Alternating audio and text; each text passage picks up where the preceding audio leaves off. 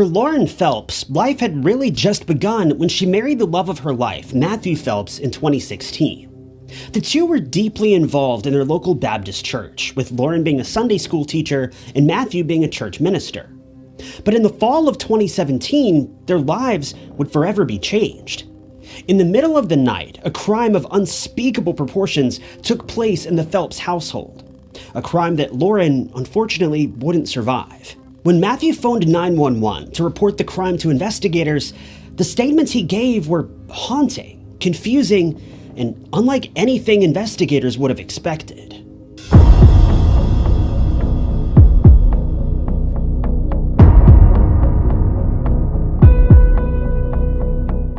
Unfortunately, this is one of those cases where we don't have a lot of backstory. I'm not sure if the family of Lauren and Matthew wanted to maintain their privacy after the crime, or if it's simply that reporters didn't have too many interviews with the family. But the early lives of both Lauren and Matthew are largely a mystery. Oddly enough, most of the information I have been able to find about the couple comes from Instagram, of all places. I was able to find out that Lauren was involved with a company known as Scentsy. Scentsy is a service pretty similar to Avon and countless other programs where you can sign up on their website to sell products in exchange for a small commission. Scentsy in particular deals in fragrances such as wax warmers and candles, and they're not a sponsor, by the way. The best I can tell, Scentsy seems like it may just be another pyramid scheme, but I don't know enough about the company to say that for sure. It's just the impression that they give. But anyway, Lauren teamed up with Scentsy sometime in 2015 or 2016, and it seems as though she was doing quite well. She'd received a few awards during her time working for the company, and everything seemed to be working out great for her. As far as I can tell, the work that Lauren was able to do with Scentsy allowed her to maintain a stay-at-home lifestyle while her boyfriend and soon-to-be husband was attending schooling and training to become a pastor at the couple's Baptist church. For those of you that may not know much about the Baptist church, and I'll be the first to admit, I don't know much about the Baptist faith either, a pastor is someone who leads church services, gives sermons, and even counsels members from time to time. In a non-denominational church, which is what I'm more familiar with, a pastor is more akin to an elder, or rather someone who makes decisions about the church's donations and outreach projects and the overall directions of the church. But in the Baptist faith, this isn't really the case typically. It appears as though Lauren met Matthew sometime in mid-2014. The first mention of Matthew on Lauren's social media was in the fall of that year, and the two seemed to have hit it off immediately, officially becoming a couple in November of 2014. Matthew and Lauren seemed to have been great for one another, and all of Lauren's family members agree, saying that the two seemed destined to be together, with Matthew being a very honest, clean-cut guy. It seemed that, for Lauren, the stars were finally aligning, and she'd found the one that she'd been looking for all this time. Matthew allowed Lauren to be herself, and he loved her for it. We don't know if Lauren had any ambitions of college or a long-term career path, but we know that once she met Matthew, her life began to change for the better. She became even more deeply involved with her local church, and when Matthew announced that he wanted to begin studying to become a pastor, Lauren was more than happy to support him. After dating for just under 2 years, the two got engaged on Valentine's Day in 2016, and they would get married later on that year. According to social media, the two were beyond happy together. In fact, their lives seemed to be perfect. But you always have to remember, social media is only a slight glimpse into the lives that people are actually living. As it would turn out, no sooner than their marriage had begun, it had begun to fall apart. According to Lauren's family, despite how happy Lauren may have seemed, she was miserable, and most of this misery stemmed from her new husband, Matthew. As it would turn out, Matthew wasn't at all the man that he claimed to be.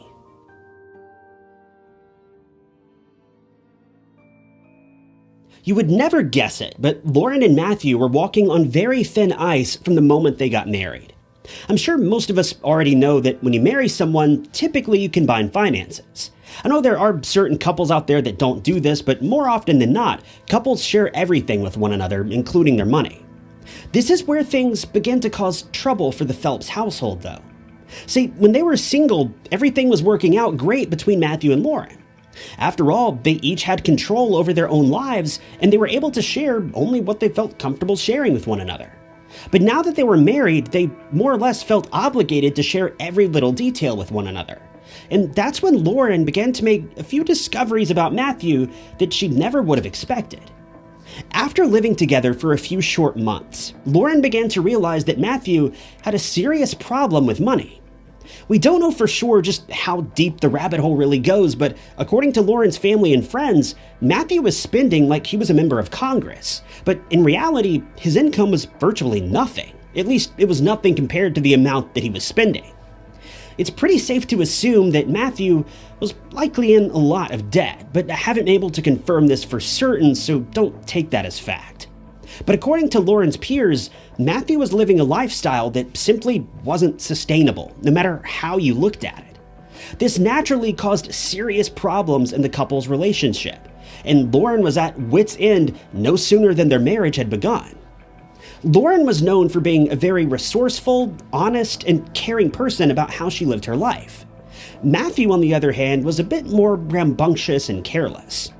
Lauren had spoken with him time and time again about the sheer amount of money that he was spending, and Matthew seems to have made every attempt to cut down on his spending, but he just couldn't shake the habit. After all, for some people, buying things can be an addiction, even a way to hide their pain and discomfort in various aspects of their lives. And this certainly seems to have been true for Matthew. Matthew was unhappy with his life. On the surface, he had everything: a beautiful wife, a fulfilling job, a nice car, everything most people would ever aspire to have. But that just wasn't enough for him. Lauren grew so concerned about Matthew's spending habits that she began limiting access that he had to their bank accounts. But even this didn't seem to work, as he'd always find ways around Lauren's safeguards. This led to one argument after another, and before they knew it, both Lauren and Matthew were at wit's end with one another. Lauren seems to have been set on working out whatever flaws the couple had, but she could only take so much. In mid-2017, Lauren had been speaking with a few of her friends about Matthew, and she began to fear that their relationship wasn't going to work out. No matter what she did, she felt like Matthew wasn't willing to cut back on his spending. And if the couple were ever going to start a family together, big changes would need to be made, but Matthew wasn't willing to make these changes.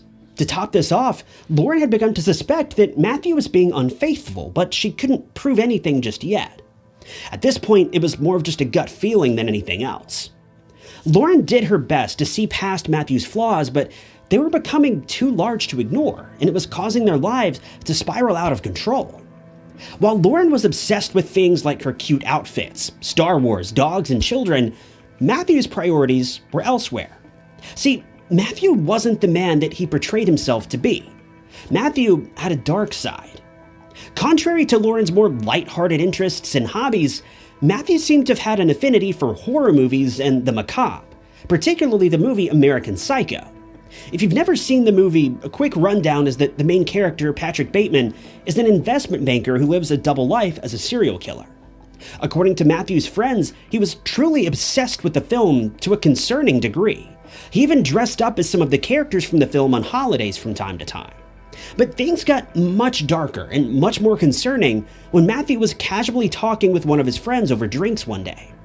This friend says that, seemingly unprovoked, Matthew brought up serial killers. But not only this, he confessed that he often wondered what it would be like to claim someone's life. Now, I'm sure this is a thought that's crossed all of our minds at some point in our lives, but Matthew seemed strangely curious. This wasn't just a passing thought for him. The friend said that he could tell there was a strange energy that encompassed Matthew as he pondered the thought of this.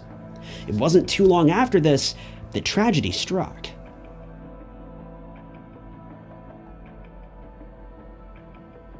It was September 1st, 2017. The Phelps couple were happily asleep in their apartment, and it was, by all means, a night like any other. The two had turned in for the evening and went to bed as they always did, but at some point in the middle of the night, Matthew was haunted by twisted dreams that he couldn't seem to shake off. Matthew had actually revealed that he struggled to sleep most nights. This led him to go to various means to try to get some rest, oftentimes relying on over-the-counter medications to get to sleep, though there are some rumors that he may have been involved in much harder substances as well. On this particular night, Matthew had taken a high dose of cough medicine, as he'd heard from a friend that it was the easiest way to turn in for the night. But one of the side effects of this medicine is that it can cause some rather wild dreams, and Matthew was experiencing this firsthand. He never revealed specifically what these crazy dreams were about, but they were so disturbing that he eventually got out of bed to clear his mind for a bit, trying to calm down. As he crept out of bed, he stumbled over to the bedroom doorway and turned on the light. But when he turned to face the room, he couldn't believe his eyes. At first, he thought he was still dreaming, but he quickly realized this was no dream, this was real life. When he turned around, Matthew found Lauren lying on the floor, the entire bedroom covered in red stains. On the bed, he noticed a knife, and when he looked down at his clothing, he noticed he was covered in red from head to toe.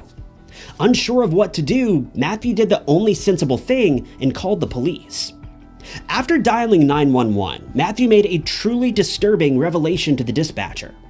As he spoke with the 911 operator, he explained that he had a terrible dream, but when he turned the lights on, he found his wife on the floor.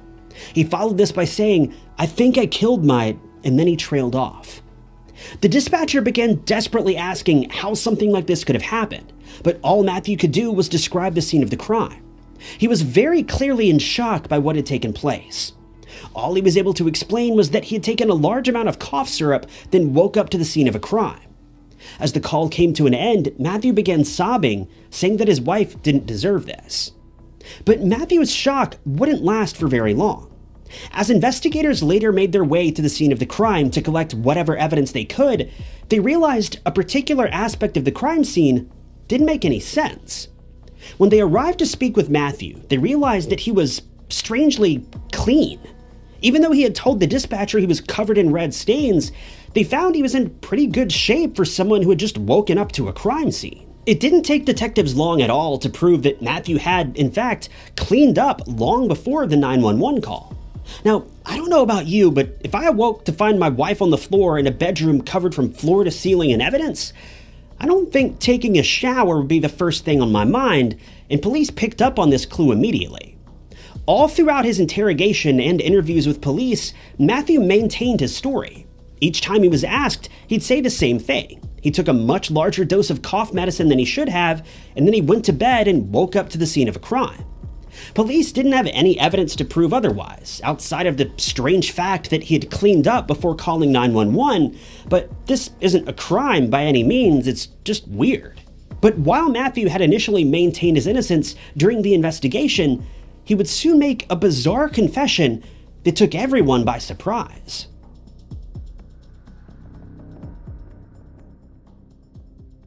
At this point, investigators were unsure of what to believe.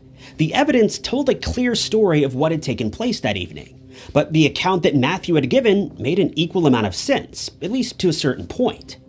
Matthew claimed he was under the influence of cough syrup when the crime occurred, and this appeared to have been true.